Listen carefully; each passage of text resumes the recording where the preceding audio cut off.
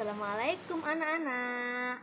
Hari ini kita akan belajar tematik kelas 2, tema 1 hidup rukun, subtema 1 hidup rukun di rumah, pembelajaran 2. Mutiara membaca buku yang diberikan ayahnya.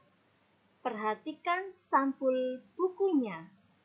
Anak-anak, ini adalah buku Mutiara yang diberikan ayahnya. Di buku itu terdapat sampul yang bergambar Garuda Pancasila. Sekarang coba perhatikan Bu Guru ya. Gambar tersebut adalah Garuda Pancasila. Garuda Pancasila adalah lambang negara Indonesia.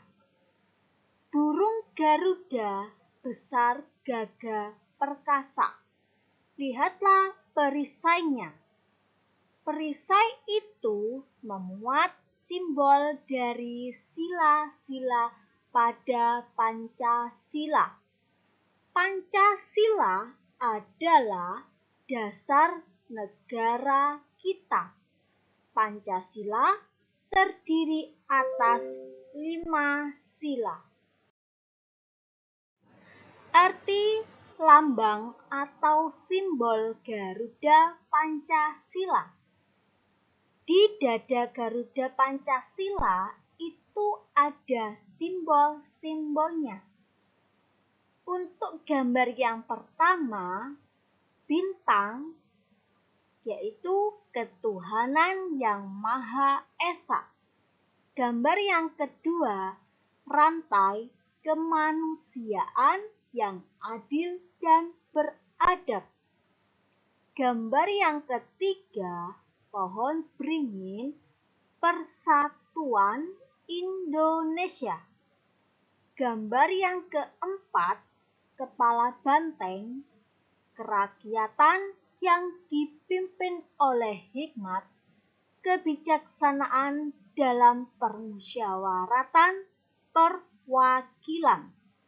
Gambar yang kelima, padi dan kapas, keadilan sosial bagi seluruh rakyat Indonesia.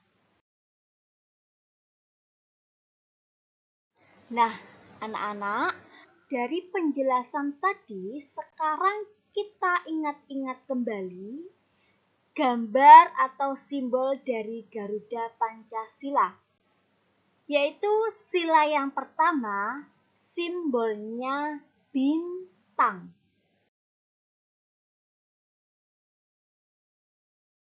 Sila yang kedua, simbolnya rantai.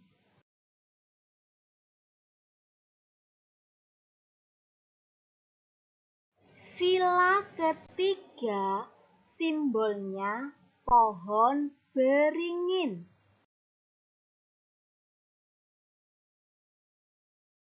Sila keempat, simbolnya kepala banteng.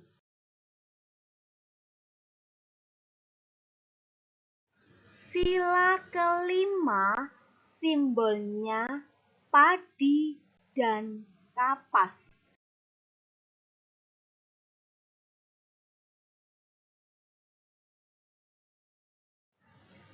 Amatilah gambar di bawah ini.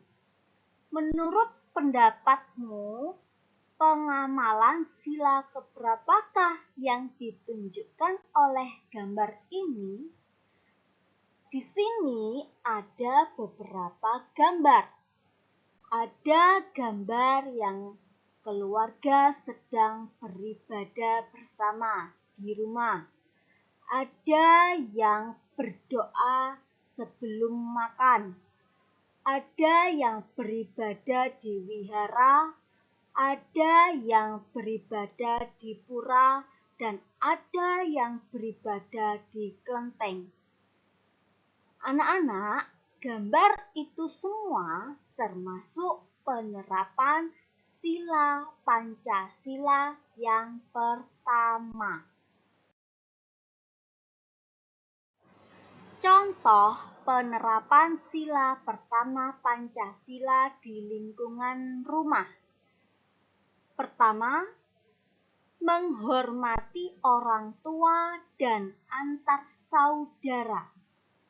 Kedua, berdoa dengan tekun, misalnya sebelum dan sesudah makan, serta sebelum tidur harus berdoa terlebih dahulu. Yang ketiga, senantiasa menjalankan kewajiban agama, misalnya pergi ke masjid atau ke gereja.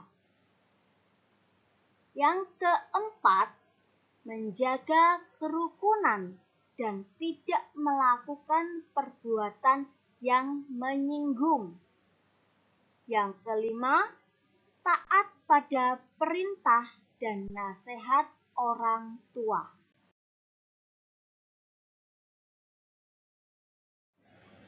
Anak-anak, masih ingatkah kalian dengan kata ungkapan? Ungkapan adalah kata yang memiliki arti lainnya. Masih ingatkah kalian dengan kata ungkapan kutu buku? Nah, ini adalah percakapan antara Dina dan Maya. Di dalam percakapan ini ada sebuah ungkapan-ungkapan. Nanti kita baca dahulu percakapannya, setelah itu kita temukan ungkapan yang ada dalam percakapan ini. Sekarang kita baca terlebih dahulu percakapannya. Wah, koleksi buku kamu banyak sekali, Mai.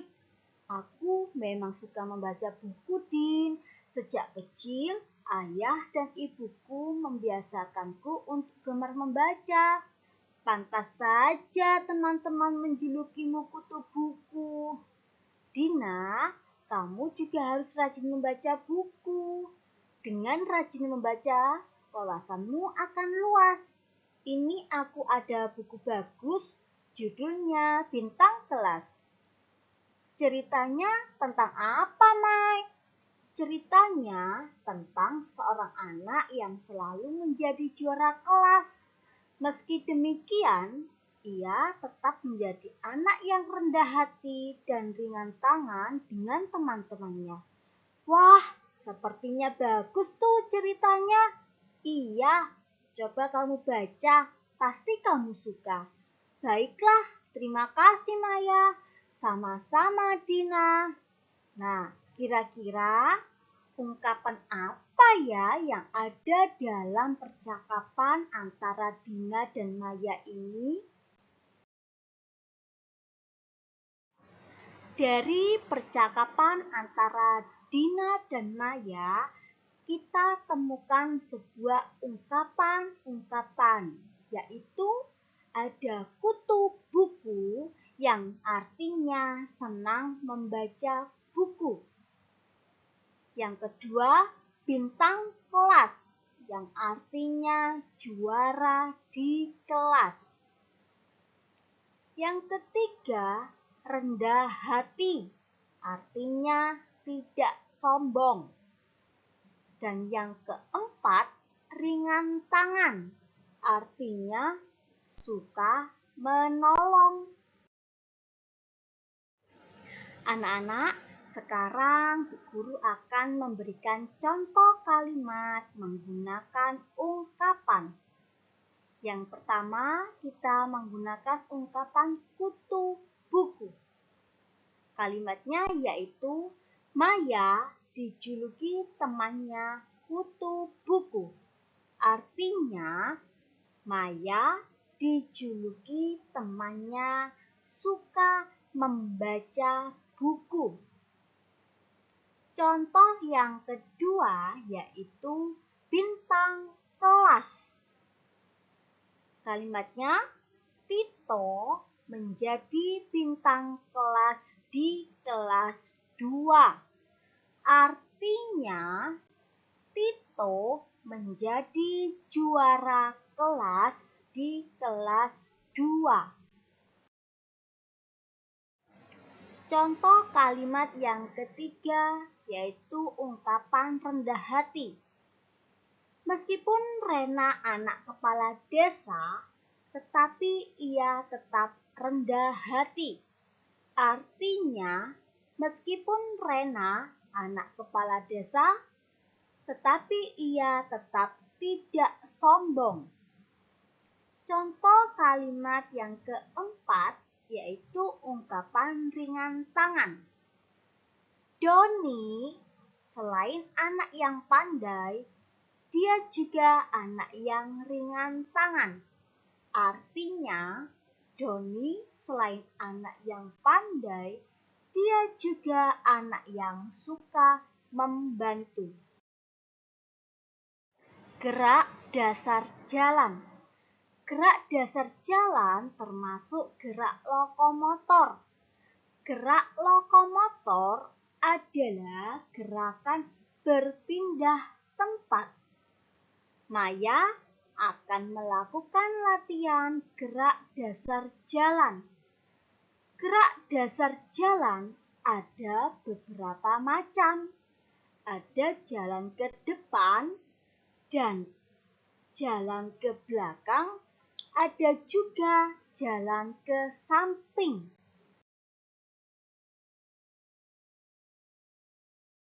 Sekarang coba perhatikan gerakan berikut ini. Di situ ada gambar berjalan ke depan, berjalan ke belakang, dan berjalan ke samping. Dan ada juga sikap berjalan yang benar.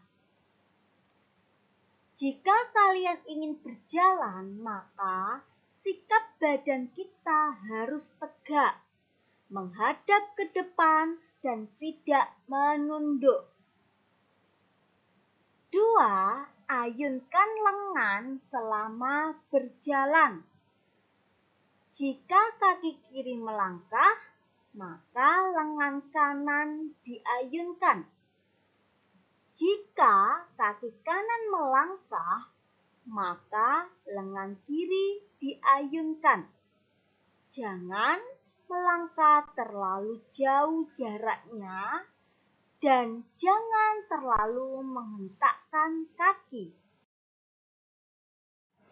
Ya, anak-anak, sudah sampai sini materi kita. Semoga materi ini bermanfaat untuk kalian semua. Dan terima kasih kalian sudah mempelajari tema 1 hidup rukun.